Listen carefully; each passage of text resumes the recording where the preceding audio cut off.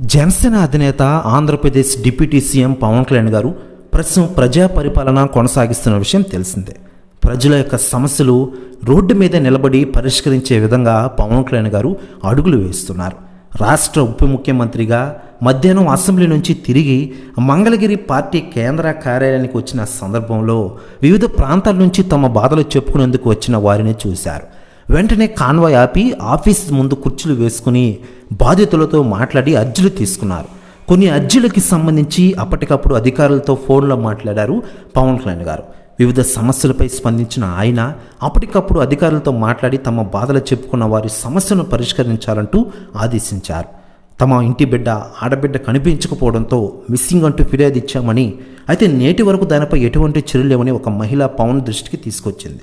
దీంతో ఆయన సంబంధిత పోలీసు అధికారికి ఫోన్ చేసి వెంటనే మిస్సింగ్ అయిన మహిళ కేసును వెంటనే దర్యాప్తు చేయాలని ఆదేశించారు. ఇక ఇదిలా ఉండగా పవన్ కళ్యాణ్ గారికి తాజాగా కేంద్రం నుంచి కాల్ వచ్చిందరట. తాజాగా మోడీ గారు ఒక కాల్ చేశారట. తర్వాత ఒక భారీ గిఫ్ట్ని పవన్ కళ్యాణ్ గారి కోసం ఆంధ్రప్రదేశ్కి పంపారట.